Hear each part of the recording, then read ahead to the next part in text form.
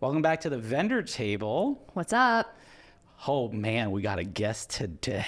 Oh boy. Oh boy. We've been waiting for this one for a while. You asked. You asked for it. We brought in probably the best person for this episode. So we're here talking the future of wedding videography with my man, AJ Angolia. Hi, how are you? AJ is probably, in my personal opinion, one of the best wedding videographers in New York, if not the country. Electric personality. We brought in absolutely the right person for this podcast. I'm nervous.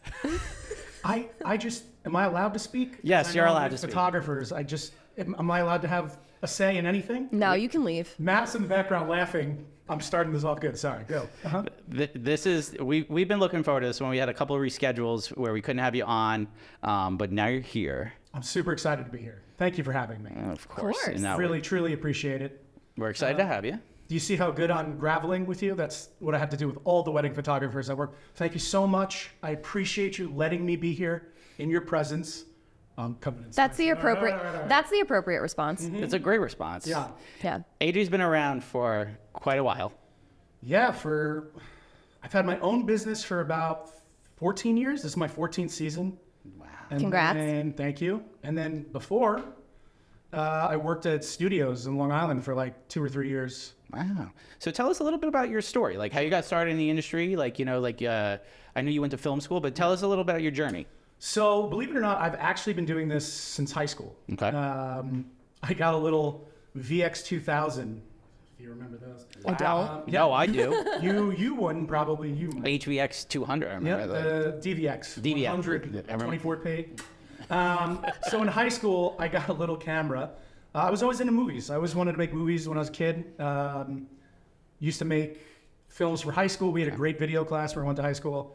And then I had this camera and I was like, all my friends are having Sweet 16s. I should try to film these. So I started filming Sweet 16s for like $500 a pop. And Look at this little entrepreneur. Wow. I was the content creator before people had phones. Wow. So, so I started doing Sweet 16s for all my friends. I ended up shooting 100 Sweet 16s between my junior year and senior year of high school. That's amazing. Yeah, it was wild. And I made all my drinking money for college for 4 years doing that. There you which go. was great. That sounds like my nightmare, though. I went to film school. I got a scholarship to go to Savannah College of Art and Design. So I went down to SCAD and wanted to become film director. That was always my big dream to make movies. Graduated film school at the perfect time when the economy collapsed. Lovely. And I decided, I was like, this is going to be really hard to try to, because back then it was, if you get an internship or something in a video place, you would have to get to the city. And that was like $400 a month on a train, and they wouldn't cover that. You know what I mean? So you're working for free to just kind of get coffee. And I get it, but I needed to get a job. I'm Italian. I have Italian parents. What are you doing living at home? Yeah. So I'm like, all right.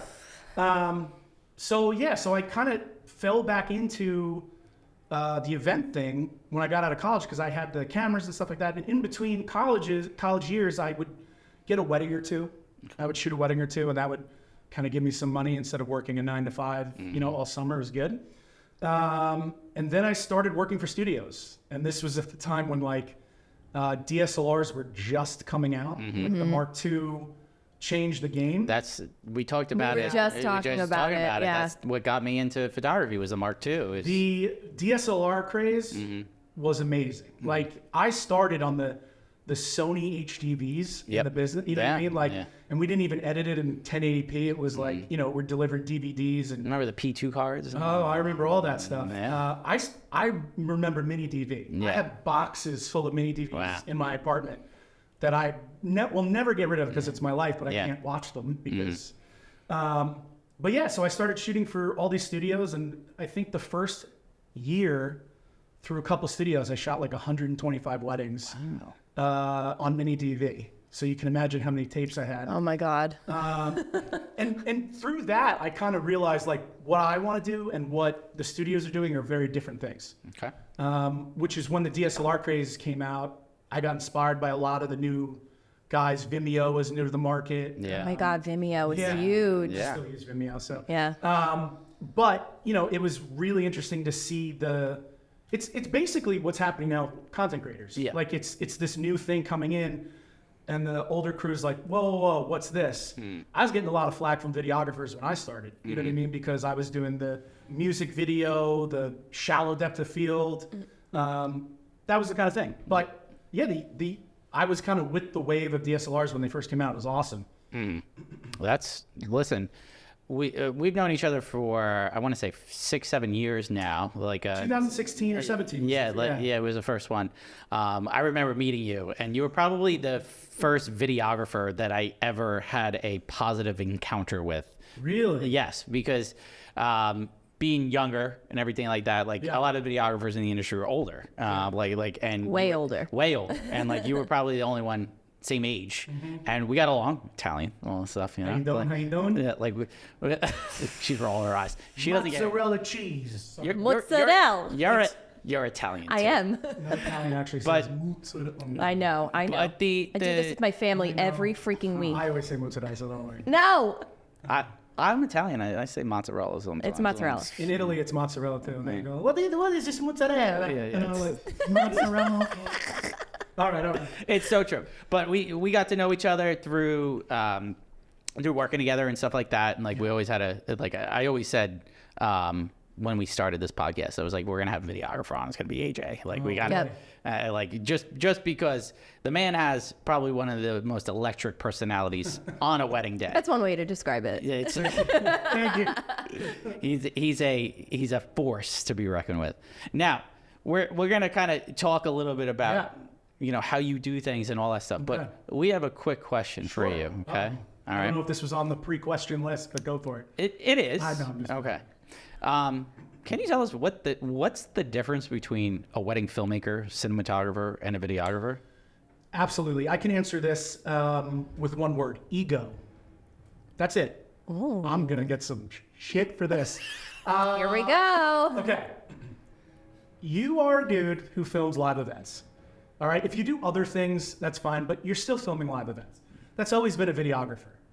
It changed when DSLRs came out. You know what I mean? You could be a cinematographer, but you're not going there like you're not like white balancing and doing all these. Like you're still using a DSLR. Yes, you're shooting. You're a videographer. That's how I feel.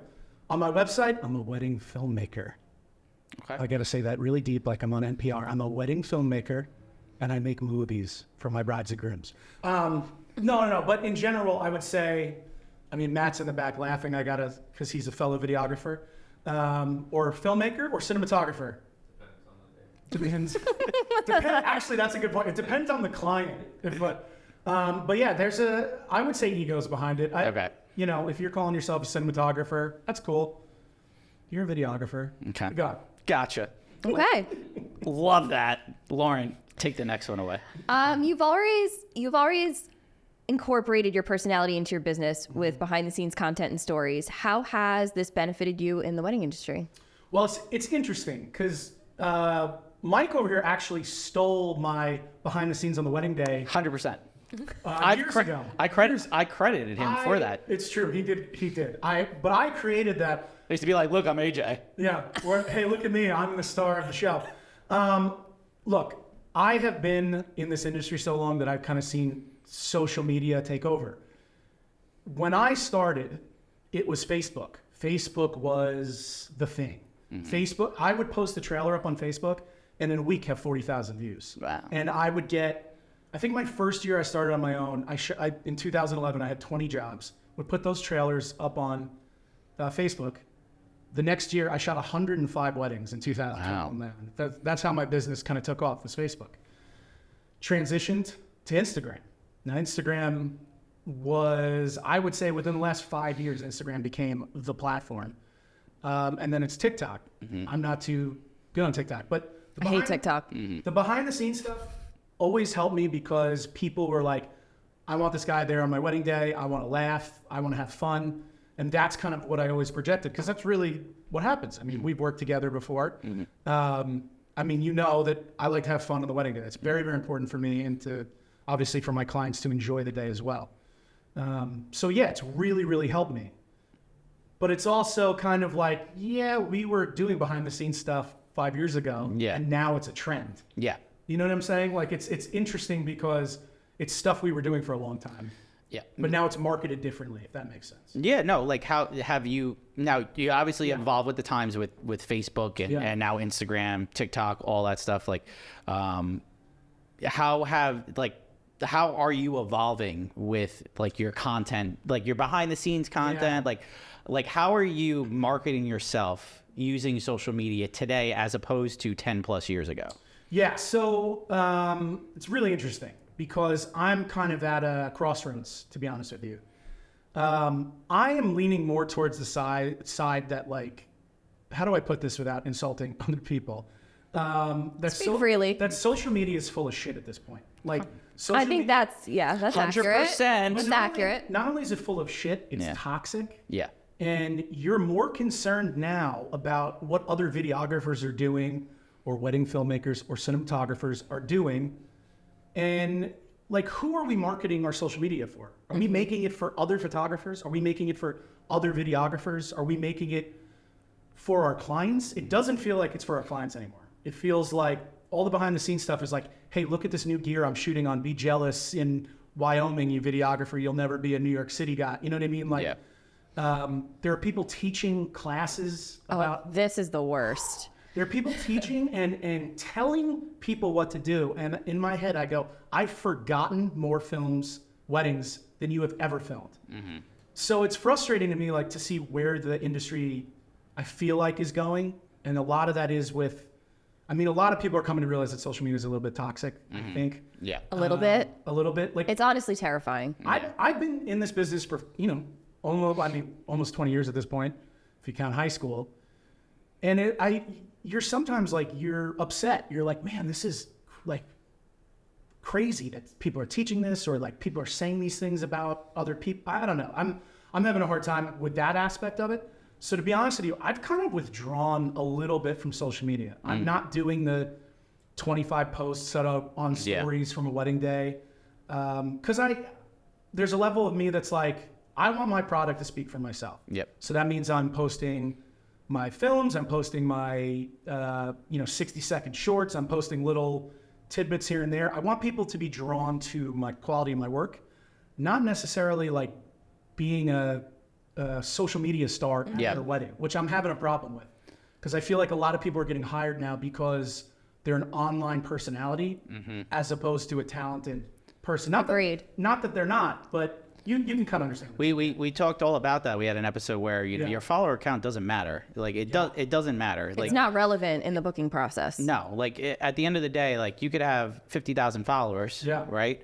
But who's your followers? Big time. Mm-hmm. Is it other videographers, other photographers, or is it brides and grooms? Right. Like even with Mike and I, since we started the podcast, we've noticed like a huge surge in our own followers on our business pages, but they're all photographers. Right. Yeah. And we're like, I mean, it's a great compliment, but at the same point, they're not my target demographic. Are you reaching people? Like, that's what I've always been curious about, is that not with you guys, but just people in general. It's like you're getting praise from either aspiring people in the industry or people who are in the industry, but are clients booking? Because it seems to me that, like, Vanessa Joy said that this was the wedding gap year. I don't know if you guys have heard about that, but like, and that's for me on my end. That's very true. For me, this is a very slow season, 2024. I usually do 40 or 50 weddings. I'm doing almost 30. Okay. So it's a very quiet season for me. Now, is that changing with the times? Is that videos becoming less important and wedding content creation is coming, up behind me? It really depends, I think. But the industry is definitely changing. Social media could be hurting it and helping. You know what? I also think that, to touch on that point, is that you have a lot of people who are talking about how booked and busy they always are, and this, that, and the other. But this is a slow booking year for almost everybody I've spoken to. 95% of the industry. They'll present to social media, and this is a booking tactic. It's not. It's a sales tactic. We get it, but at the same time, it's also isolating your peers and making them feel like, what am I doing wrong? Yeah. That kind of that comes back to kind of like that toxic feeling of like, wait, why is that guy seem like he's booking all this work when really he's either doing a destination wedding that he flew himself out Right. to, or Right. you know, I'm just saying, like, it's social media isn't real, and I think people are coming to realize that a little bit more. I'm starting to see that trend too. Like people are kind of getting tired of seeing like how social media is fake, right? You're only seeing the good. You're only seeing the best. You're only seeing all that stuff, whereas it's not realistic. And I think that's why, like, I still love doing the behind the scenes of the wedding day, because it is, you know, a little bit more of a personal approach. Right. And like, I love seeing your behind the scenes take, because it takes your personality into the business. And, you know, if I were booking a videographer today, I would definitely want to book you because of the fact that, like, hey, this dude's got a great personality. I want to work with him more than anything that, like, you know, while your work is extremely incredible, check out his work, by the way, the person outweighs sometimes the quality of work. You know, I'll kind of hit on that for a point, because I think you should get a sponsor after I say this. The Meta glasses have changed my behind the scenes work. I love those things. I saw your video on this. Yeah, they look really cool. Here's the thing. I've been so busy editing that I shot like 4 weddings with my Meta glasses on, but those things take so much time. It's not just like on a cell phone. You got to look through. Basically, what the Meta glasses are, they're from, you know, Facebook, I guess, or Meta. Like Ray-Ban. They're Meta Ray-Bans, and I wear them on a day, and they have cameras in the lenses, and they can film up. Okay, first of all, what? It's really cool. He posted a video on this. We'll have to share it. I'll share it with the Vendor Podcast app, you know, when this airs. But I thought you were talking about like a hypothetical object. What happens is you can wear these, and it's like a first person. You know, so they see all the behind the scenes stuff that I'm doing, and it's a game changer for me, because what it's doing is I'm not worried about my cell phone anymore. I'm filming behind the scenes content from my eyes, and like occasionally I'll see a mirror and be like, "What's up?" That's fucking crazy. Yeah. He was the first one I saw do this, and I messaged him right away. I was like, "No bro, one's really doing Is that that. real?" Oh my God, imagine those in the bedroom. That's all you're thinking about. I mean, no, I can't. I gotta text my husband. Wow. She's He's gonna kill me. Yeah, it's really funny. Every episode. She says this every You episode. can wear a pair, and he can wear a pair, and then Just cut back and forth. just you know, be like, "Whoa, I look like." Wait, can we get the light in here? Get a little. No. It's gonna be a lot worse than we think it is, I guarantee Oh, you. it will be. Carry on. Sorry. Yeah. But so that's a way you're incorporating your brand even more. So that's like the new way I want to do it, because to be honest with you, like the last, you know, I am my business is me. I always I do everything. I film, I shoot, I edit. So when you have a slow season, you're like, you take it personal. Yeah. You're like, what am I doing wrong? What am I trying? Like, you know, I've tried the TikTok thing, you know, and I've been posting and posting. I know. And I get 400 views. Yeah. You know what I mean? And then like randomly I'll post a video where it's like, watch me edit or something, and I'll get 15,000. I'm like, wait, what? Like, what do people want to see? I have no idea. Let's talk about that for a second, though, because that I feel like is so. It's one of the things I'm constantly at a crossroads with in my career, because at one point I was using Instagram and social media to post the shit that I loved, and then once they, you know, the likes, right? Yeah. You fixate on the likes and The views. It's a drug. The It is a likes. drug. It is a fucking drug. Yeah. And then like you find yourself comparing yourself to others, which is what you just talked about. Constantly. And you're like, this person who does work just as good as I do gets like 400 likes on a picture, and I'm just like 75. What the fuck? I suck.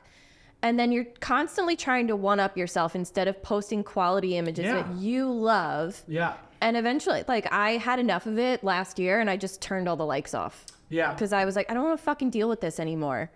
See, like that's the problem I have too. Is it's I want to shut the likes off. Like you kind of have this platform to be like, hey, check me out, and I'm on this popular podcast show and all that stuff. It wasn't always like But we this. didn't it always. wasn't. It wasn't always like that, and I get that. That's very true. But it's sometimes like when you're booking a client and you know this happens, and a client checks out your Instagram, they go, oh shit, he's got 25,000 Yes. people following him. Oh my God, his videos get like 2,000 likes. Yeah. Like this guy's killing it. As opposed to you go to some guy, like I will say this out loud. There are some videographers I follow that no one knows who I think are fucking brilliant. Like Spielberg level quality, and they get 45 likes on their Yeah. and it blows my mind. You know what I mean? And it's just, again, like comparing yourself to other people can be a heartbreaking thing. And then the other thing is like some of the people who are popular, they're running a business. And you forget that, like, they go, yeah, and then, oh, by the way, get this new light from so-and-so. I'd be like, I would never fucking use that on a wedding job because it would take me 2 hours to set up, and I don't have the time to do it. You know what I mean? That's the thing is, like, a lot of people are using their platform today as a way to sell themselves or products. Sell products.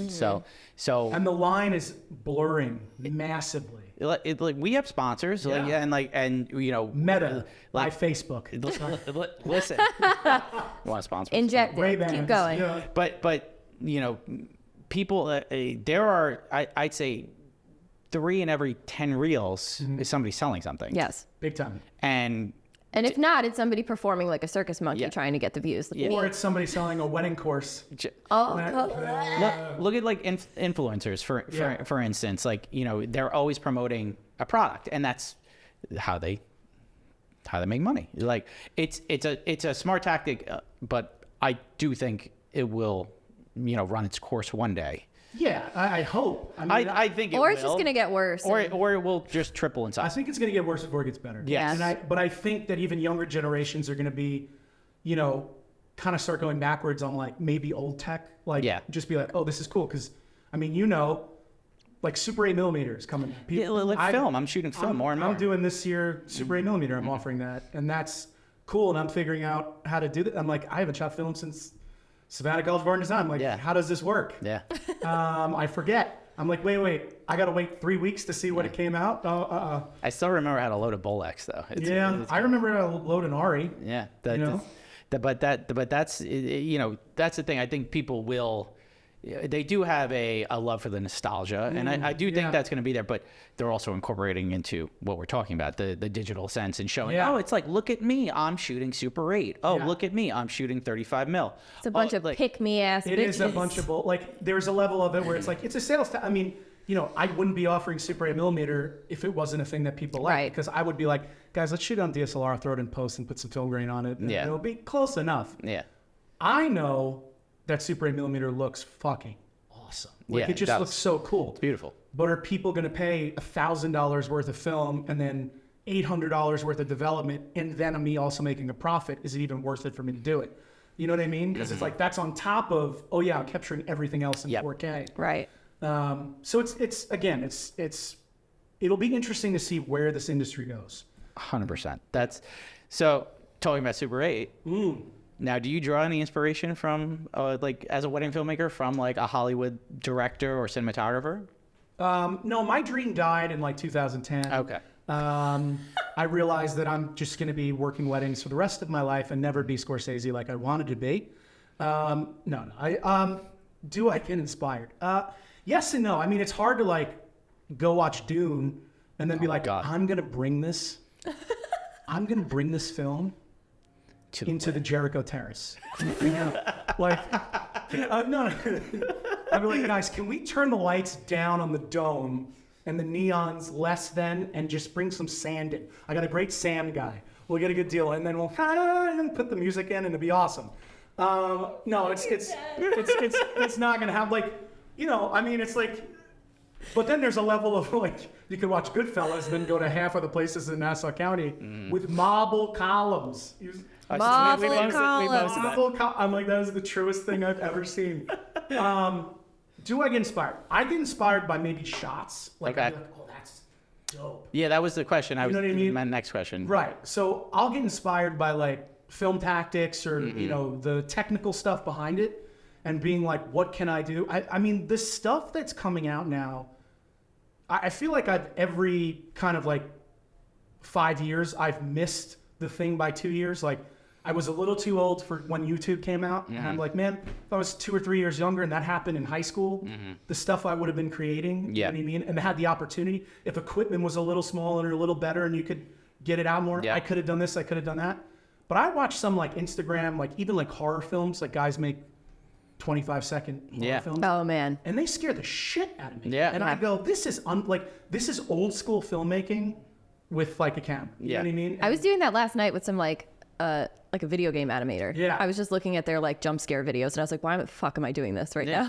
There's so good. There's videos I follow, just like a guy in a hallway and he looks at a door and there's just a guy like What? standing at the door and I'm like, it's like 2 a.m. and you're trying to go to bed and you're like, fuck, I'm not going to bed. You look over to your door and you're like, think you see something, like, shit, you know, and you're like, this is just on a phone. You know what I mean? It's like, That's what I remember when we worked together. I think the last time we worked together, like you were like, Mike, I got to do a test shot real quick, and you were doing like Your sparkler thing. Like no, it was like a roll. Like you did like a roll with the gimbal. Oh, yeah, And it was yeah. like I was like, this looks like a Bad Boys 2 shot. I was doing this. I was doing this. Yes, you were my stand-in because I wanted to do this low angle with the church behind it and stuff like that. Yeah. You like had me put my sunglasses on. I was like, this looks so cool. He did it like slow mo, and it like reminded me of like a Michael Bay shot. It was a Michael Bay shot. Like I think I said, it was like I got to try this Michael Bay shot. Yeah. But listen, let me sound a little bit more artistic than that. Like I like Mike Dennis Villeneuve shots, like he directed Dune. So, or my Spielberg shots, even though I probably would like half of my films would be Michael Bay if I could. Yeah. More action, blow it up. Like if you have seen AJ's style, it's like very fast paced, like a lot of action, a lot of fun. Like it's different than the average wedding video where I feel like a lot of wedding videos are slowed down, Very slow. very romantic. Like whereas yours incorporates a lot of fun elements. Now, is that the style you like to incorporate, or do you change it for the couple for the day? It's interesting because like I have my batch of things that just from doing 900 weddings, I know that this is a formula, that this is my formula that I've made from inspiration from other videographers or shots, or I'm always learning. I always want to learn. But for me, the bones of it is that it's like, I like a chronological story. I like to start from the beginning, go to the end. But a lot of it is I try to do the love thing and then really pick up the party and make it epic. It depends on the client though. Like if I have clients who are like just party animals, like I will try to incorporate outtakes and do things within that formula of still like showing the ceremony, showing the bits and pieces. Because I've done enough weddings where I've gotten it back and been like, where's my Aunt Sally? And I go, who? Well, she sat in the back corner of the wedding till 11:30 at night and then we hugged and you missed that. He's like, because he knows this is true. They go, yeah, you missed that and I'm super disappointed. And I go, I was there for 14 hours. I captured everything. Who the fuck is Aunt Sally? I have no idea who this woman is. And then they show me an image and I'll be like, oh yeah, I have her on the raw footage, totally. So you have to try to, like, when you do your films, you have, in my opinion, you have to try to hit certain things. Matt's still laughing. You have to, because it's true.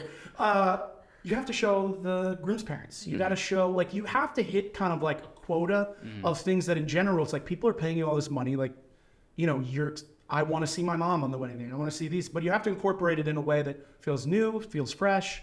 And that can be difficult, especially if you're shooting 40 weddings a year.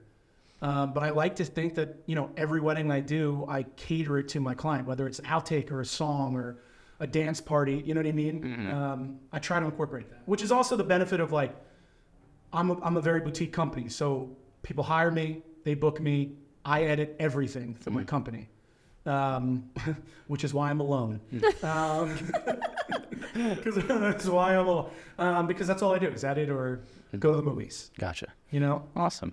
Now, Lauren, you take the next question away. What's your favorite all-time wedding movie? Tying to, you know, you just said you like to go to the movies. So wedding-related movie, like, you know, like has to do, like, it doesn't have to do with the wedding industry, but like, you know. Oh, Wedding Crashers. Wedding Crashers. Yeah, that's erroneous on all accounts. Rule Amazing. 76. That is my favorite wedding film. I mean, geez. I thought you were going to ask, like, when I got that question, I was like, my favorite wedding film. And I'm like, 950 weddings. Who knows? I'm like racking my brain last night, just counting. Like, Hollywood level. Hollywood level. level. It would be Wedding Crashers. Yeah, hands down. We did a bracket, and we're in March, so it was we did a bracket. It actually Bridesmaids beat it out. It actually lost to Bridesmaids. Bridesmaids. I mean, I can understand it because that's really funny. Bridesmaid came out a little later for me. Yeah. In my time span of being like a young 20s kid, and I mean, Wedding Crashers. Wedding Crashers was incredible. Wedding Crashers. I saw at Comac movie theater when it still existed. Oh my god! And that's an old movie theater. If anybody doesn't know. Now it's a Lowe's. Now it's a Lowe's. Like I've quoted that for, funny. I'll just tell you this: aging out of relevancy in the weddings. Man, that hurts. When I go to weddings now, and a bride's yelling at their mom, and I go, "Mom, the meatloaf, the meatloaf," and they go, "What?" And I go, "Oh fuck, I'm so old. Like none of my pop culture references." That's a painful one. I say it to my brother all the time. I'm like, "Grow up, Peter Pan." Yeah. Count Chocula. I'll throw some lines in from Hook, and then people will be like, "What the hell is that?" I was like, "Sorry, you were not even born." Oh, it's getting bad. and then it's worse following it up with that too. Yeah. It's getting bad when your clients don't like I'm like, all right guys, flying V. You're like, and the guys are like, what are you talking I'm like, ducks quack together. I say that shit probably every day. I have not come across one that didn't know the reference yet, and I will be upset. Oh, I learned that. I had it talking once. about the Disney Plus show? Yeah. And I go, no. I'm talking about the movie when I was a child and things were awesome. like the 90s, like 94. The 90s. Like, geez. All right, man. so What an amazing time to be alive. What a great time. We had the whole world ahead of us. the 90s were the greatest. Just Game Boy, Ecto 1. You still, so this is the thing about being a millennial. I feel Did you like, have a Game Boy Mini? I never had a Game Boy Mini. I wasn't a video game fan. Did you? yes, well, What not color? not a mini. I had the original. You did the original. Like the original, the gray brick. Like I had both, but I had a green one. I had the Nintendo, and then I was like the outlier. I had the Sega Genesis. I had that. Yeah, like no, everyone had Super Nintendo. I had Sega Genesis. No, I had a Sega Genesis. I was the one where it's like, my parents were high school teachers, so they knew all the shit that was going on. Yeah. So they wouldn't like get me anything that would influence me. So I had just the friends that, you go to my buddy's Mike's house and he had all the video games. Yeah. The snack drawer with all the unhealthy food Oh, yeah. that I probably shouldn't have been eating. I remember. Like we all had that one friend Yeah. that like Yeah. had everything.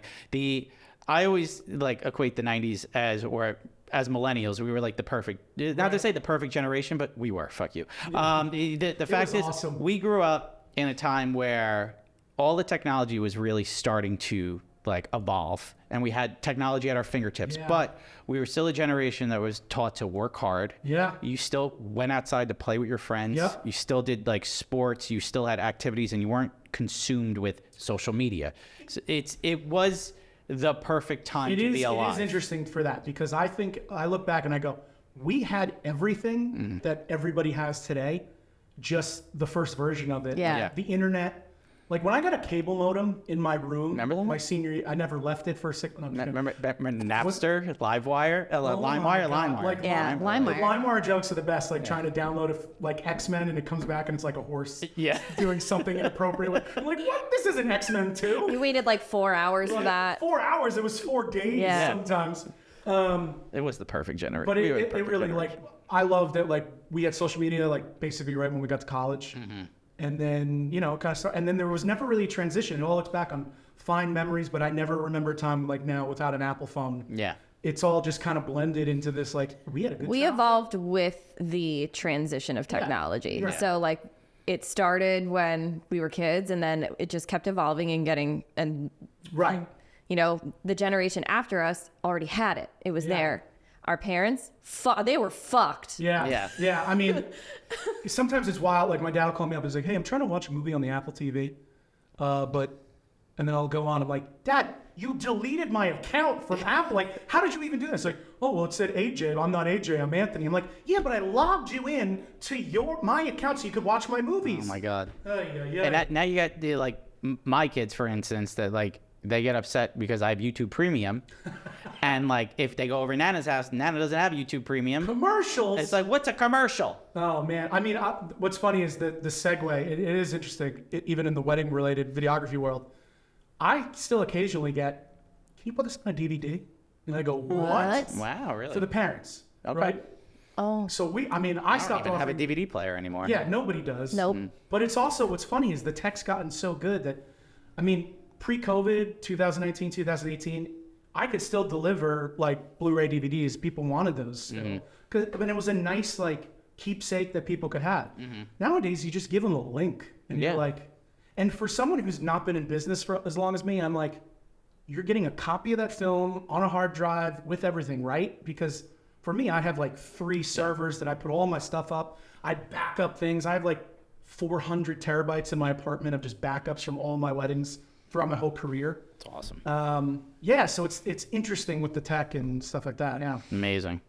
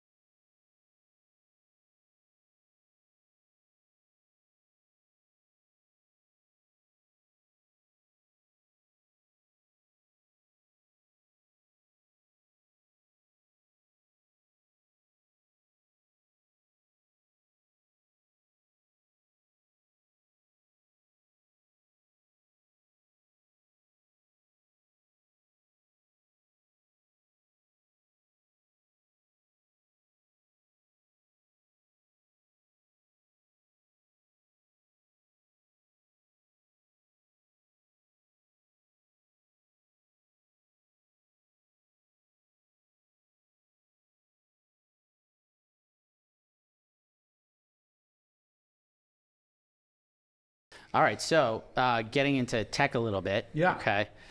AI has popped up over the last few years. As photographers, we're incorporating AI into our businesses.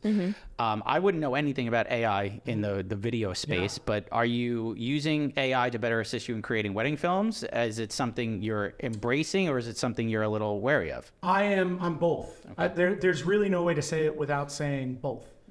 Because I put some jokes up on my stories, I'm sure you've seen, that like AI is going to destroy my industry in everything, from movies to little things like this. Because eventually I see AI like everyone can just bring their cell phone and you just upload your footage to a server and it creates their first dance in real, you know what I mean? Like it's just, you're not going to need that element. I think that's a long ways away. Me personally, I am dying for some AI that you guys have. You know, you guys get to get away with everything, right? Yeah, I we mean, know. Everything. It's like, It's true. oh yeah, we got, you know, this looks terrible. Let me just fake the background. And everyone goes, oh, what a talented photographer. Amazing. We cannot not show all the faults. So we have to shoot in a way where it's like covered. I will say I'm using one program. This is another sponsor you're going to get. Topaz AI is a video program. Amazing. Like it eats up all your time on your computer, but let's say you have a wobbly shot on a gimbal, right? Or you're, you know, trying to get something cool. You can bring it in and it'll make it better than any editing program, Premiere, DaVinci, anything. It's unbelievable. If you shoot out of focus. Right? Yeah, I've actually used Topaz for denoise before the denoise tool came out on and denoise is great if you're like if you're in a low lit environment in post and you need to go and do that. It's kind of like Neat Video. They had that. It's unbelievable how helpful it is, and that's just been in 2 months. So I am very, very weary of it because I think that like there's a thing where you could take 1080p footage and upscale to 4K and it looks amazing on the AI, right? So the future is it's only going to be an asset until it isn't. Like the AI is going to be finally on video, I can cut out a background or replace something. That's within 5 years, easy. Is it going to Premiere already launched like a version of what they want to do where the guy's walking with no tie. Did you see this? It's unbelievable. No. Yeah. And he walks down the steps at a wedding where he's in a suit and they put a tie on him. Yeah. And it looked mind-blowing. Mind-blowingly good. The first time I showed AI was like I just photoshopped the hanger and changed the hanger. And changed the hanger, and people were like, with generative fill. Yeah. I mean, generative fill's coming to video I'm sure. the next 2 years. Yeah. How good it's going to work, because I feel like it'll be wonky, I'm Premiere sure. doesn't even work half the time. So that's an editing joke, everyone.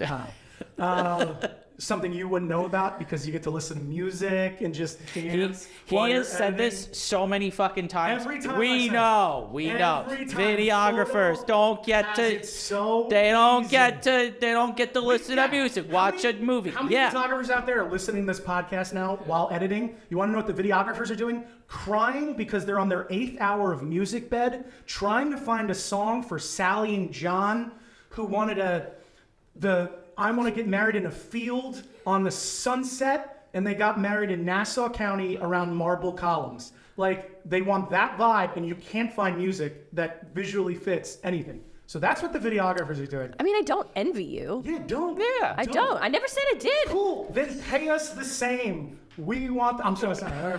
All right. I could keep going. How Photo? I'm going on a rant. Oh, boy. How Photo makes more money than videographers is beyond me. The amount of equipment you see me. 7 lights, 5 camera bodies. I'm sweating. Mike's over there with a bell. Hey guys, let's get together and click.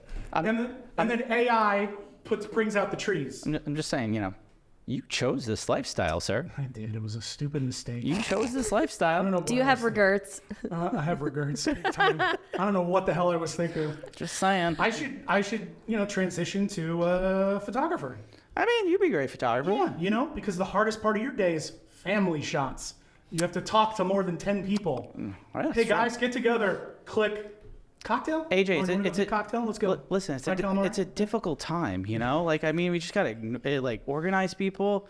I mean, That's it's a so lot of difficult. effort, though. It is a lot of. It's so much effort. so much Oh my effort. god. To talk to people. So much effort. I always laugh when I see a videographer though, where I'm waiting for the ceremony to start. I'm standing at the top, the aisle, and AJ's running around putting cameras in every corner and running cable, and it's okay, you got to make sure the audio works and blah blah blah. And I'm like, Yeah, meanwhile, the church is rattling like Jurassic Park because I'm running with gimbals and just hitting the marble. it's out of breath. Just sweating. I'm like, this is terrible. Why isn't there AC in this church? What's going on? Mike's just like, yeah, it's a little rough, right? I mean, It's very difficult. it's winded, So, Jokes aside, though, seriously, your job is significantly more difficult than ours.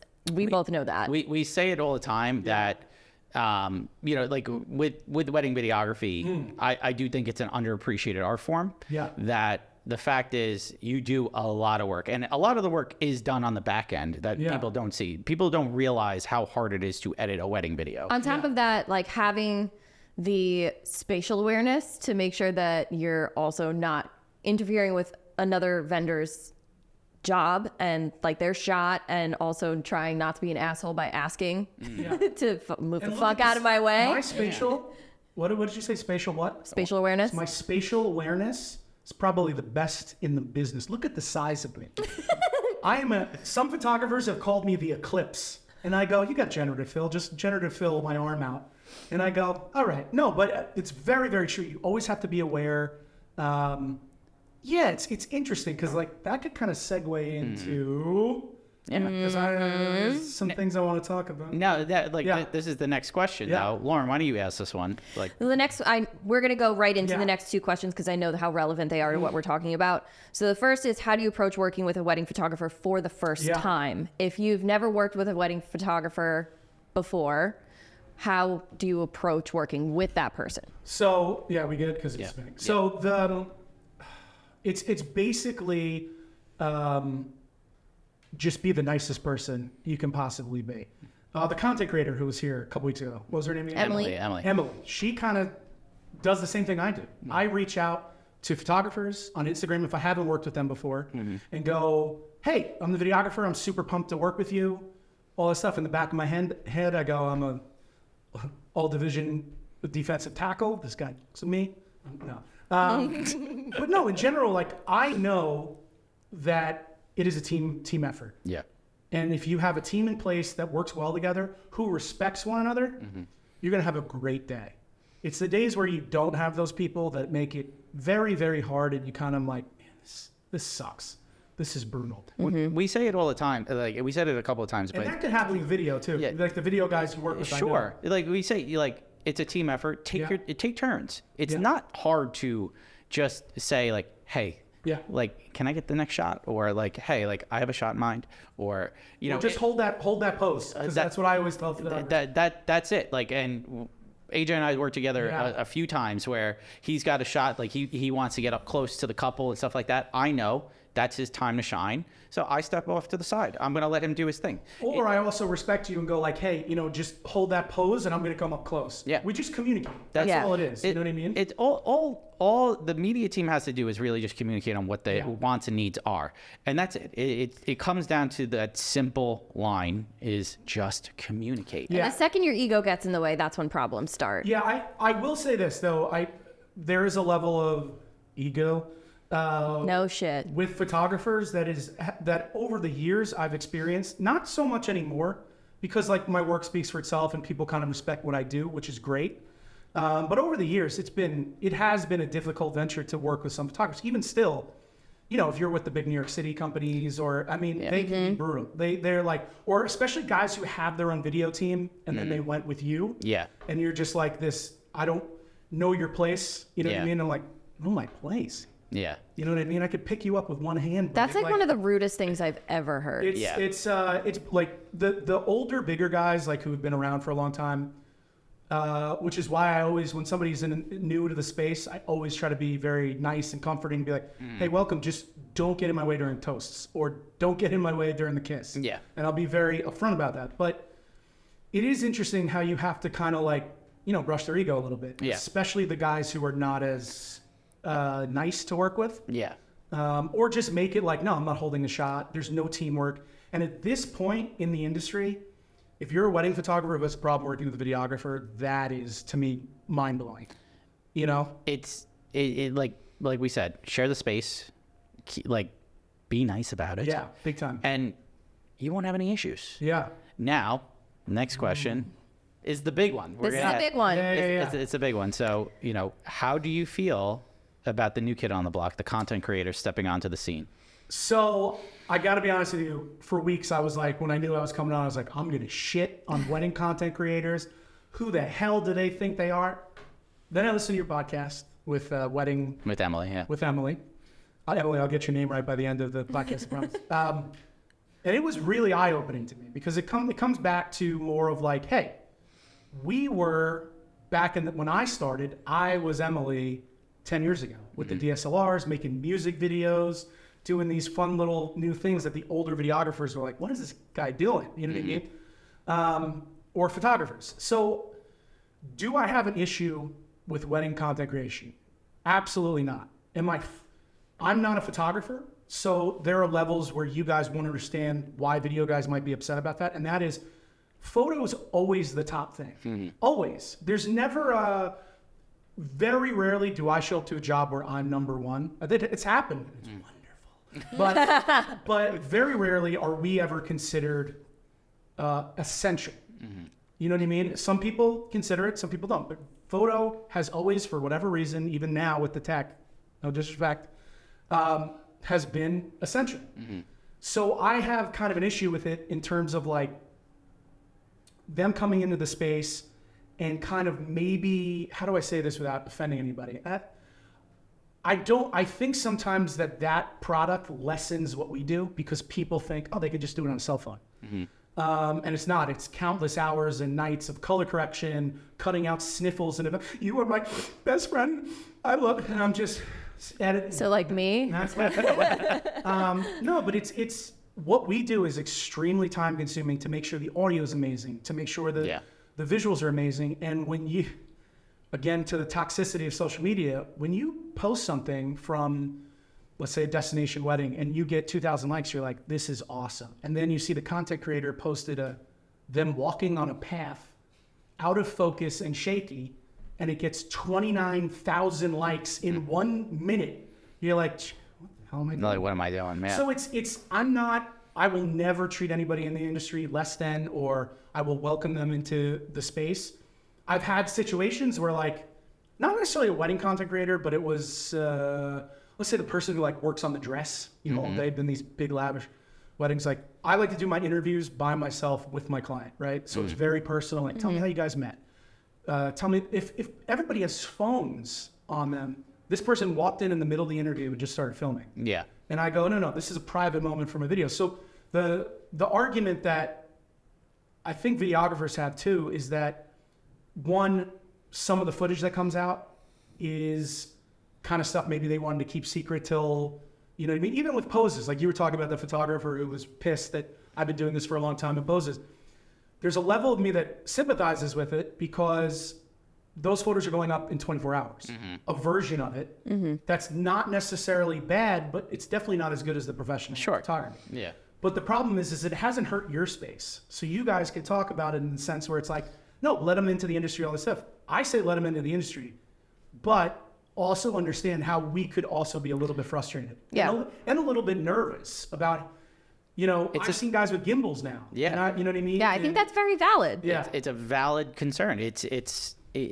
I wouldn't say like it's a threat to say somebody like you and your style because of the fact of the high level production you put into it. Right. People value it. It's a luxury, right? Yeah, Like anything we do in the industry is a luxury. Photography is even a luxury. You know, when we break down a wedding day is about the bride and groom like saying their vows and getting married. Yeah.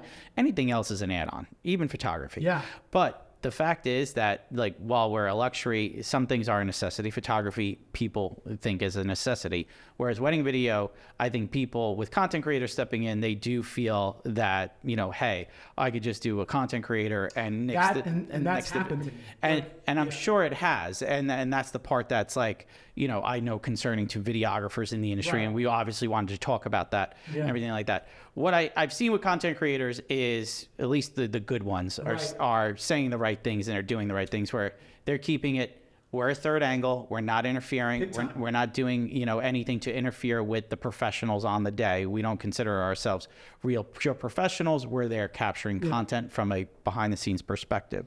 Now, if it changes where the fact that you have a content creator showing up with a DSLR, That is a big fat no. That like, because here's the thing, you give them an inch, they might take a mile, and you go, wait a second, why do you have lights? And now you're putting a mic next to my mic for your cell phone video? Yeah. Like, get the fuck out of here, dude. No. Seriously.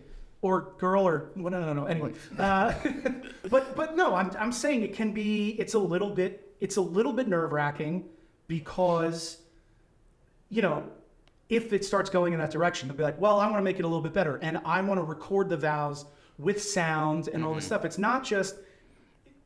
It's a lot more difficult than that. Example, I worked with 100 photographers who fucking hate zap shots from the DJ. Yeah. Right? Because they're posting their photos up on the screens and people could think, that's my photo. And I understand. we talked all about that. Yep. Yeah. But you also like can't tell a DJ no, because I understand it. But there have been people where I've worked with for years before wedding content was ever a thing that said no zap shots on my job. That's wild. Yeah. You know what I mean? Like, you guys have never heard that, photographers? No, No, I've seen it. I just like I can't get over it. One of my friends in the industry has that, and you know, it's well known that that's what they have. I say the same thing. We kind of said the same thing with content creators. Is like, if the medium's different, then you have every right to be there. Right. When you cross the mediums, where you don't cross the streams. Yeah.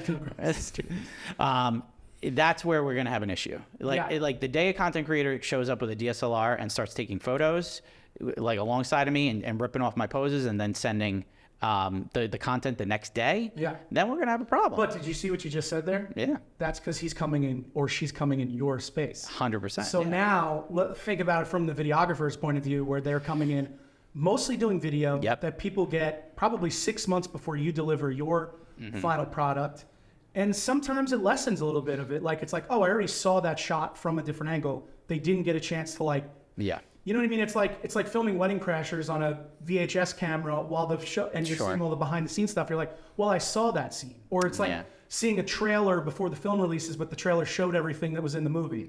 You're like, this. I think, you know, to touch on that, I feel like that's going to affect more videographers that have not kind of evolved their work with the times. 100%. Like your work is very specifically cinematic in nature. Yours, like we talked about Fury before, the Ray Estradas, the people that really take care and like have a specifically very cinematic style. I feel like that is really what's more desired right now in where we are in wedding videography. I'm sure there's outliers of people that are like, yeah, I just want something to document, but those are the people that are going to choose a content creator over a videographer. There's a videographer when I was starting business, Penny Lane. It was Adam Forgione, who like basically was one of the guys who started the DSLR thing. Like Penny Lane was the top tier. They're out of weddings now. I think they just do corporate. But I think he said, I think this was him. Don't quote me, but quote me.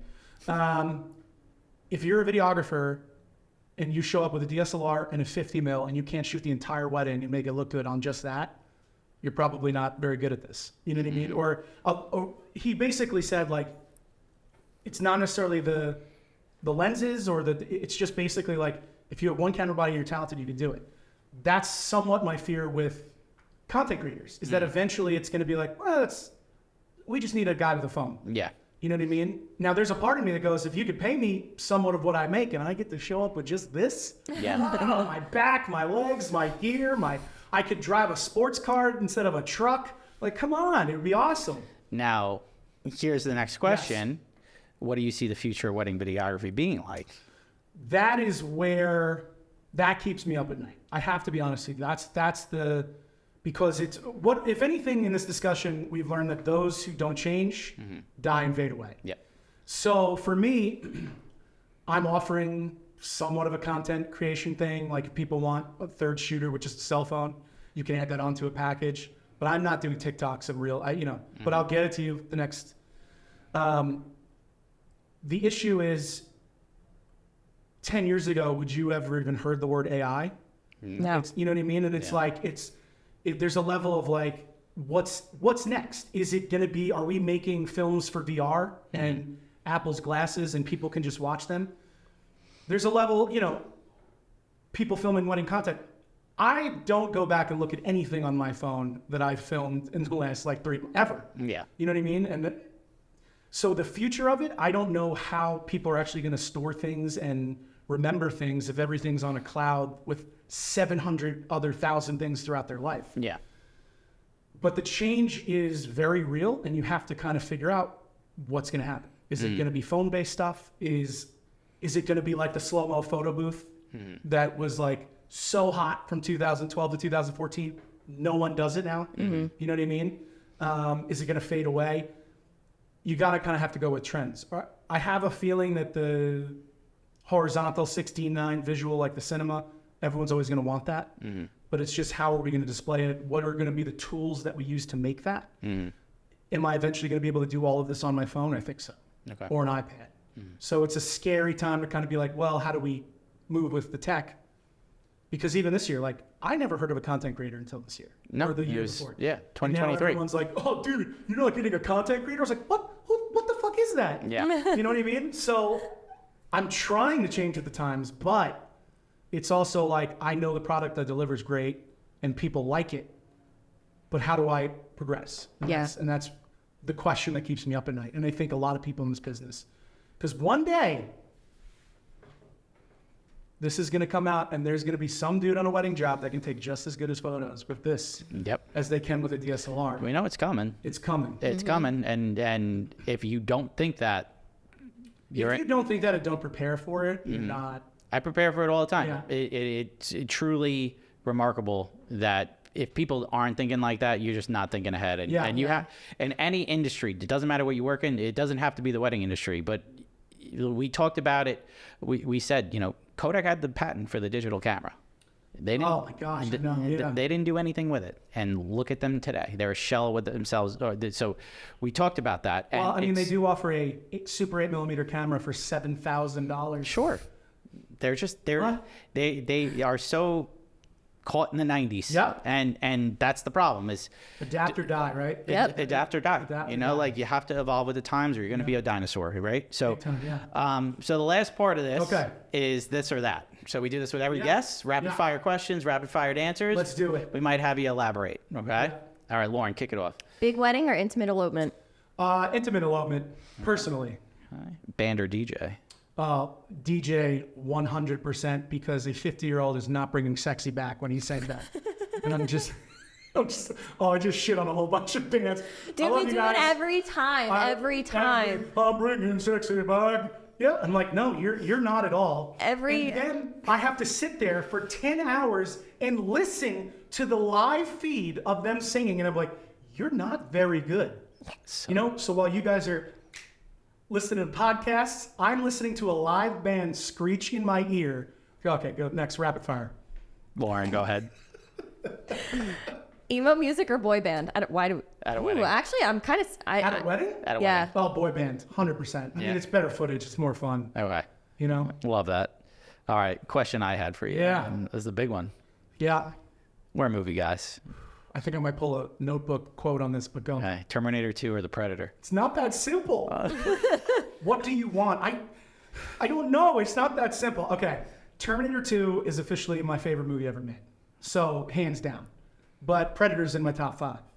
Okay. Next to Back to the Future and The Godfather and Road to Perdition. But But very similar movies. Terminator 2 would be mine. Well, you like, get out to the Vendor podcast. Welcome. All right, Lauren. The last one. All right. Yeah. We've been adding this to every Pick guest. one. Yeah. I know I'm going to lose on this one, but chocolate or vanilla frosty? Neither, because I'm overweight and I can't eat any of those. And if you tell me the Weight Watchers points, maybe I'll indulge in it once every 3 weeks. Gun to your head. Vanilla. Wow. I'm a vanilla guy. Okay, we're ending this. It's 2 in a row. And that is Why? What's wrong? Did I do something wrong? no, chocolate is superior. Oh, We're just not gonna. Again, photo. Oh, everything I say is right, and video is wrong. Hey, I'm photo too. I like vanilla. Okay, good. There we go. Yeah. Vanilla team. That's a photographer I'd recommend and like to work with. Boom. We're not having guests on this podcast anymore. Ever again. 2 in a row. Well, AJ. That was a quick hour. Yeah. That went fast, right? That went really, really fast. Thanks for coming on. It was an absolute pleasure to be here with both of you. What you guys are doing is amazing, and I love the podcast when I'm not editing, and I never listen. When you're driving in your car. No, that's fine. I only watch Matt's TikTok and Instagram clips. No, Yeah. I'm just kidding. He's only here for the clips. It's only here for The clips and the controversy. But no, we appreciate you coming on, shedding light on videography. It's been an absolute pleasure. This has been like one of the most requested episodes that we've had. People want to hear the perspective of a videographer, so I'm glad that you were able to sit with us finally. Yeah. Yeah, I hope I delivered all right. I think people are gonna love this one. Yeah. All right. Now, spicy. we ask all our guests, like, where can they find you? Social media, let us know where your website is, everything. Yeah, so you can find me at AJAngoliaFilms.com. It is a really difficult Italian name to spell. Terrible business decision. Or AJ_Angolia_films on Instagram. Terrible. What was I thinking? But AJ Films was taken, so just look down below on the... Yeah, we'll link I'll you be in. tagged. We'll put link it you in the show notes. Yeah. All right. Lauren, where can they find you? You can find me at LaurenO'BrienPhoto.com, Lauren O'Brien Photo, and the Feral Photog on Instagram. And Michael, where can they find you? At Michael Casara Photo on Instagram, TikTok, as well as my website. And you can find us at the Vendor Table Pod on Instagram, TikTok, YouTube, and Our Facebook group. Amazing. guys, it's been fun. We'll catch you next time. Been great. Okay, bye.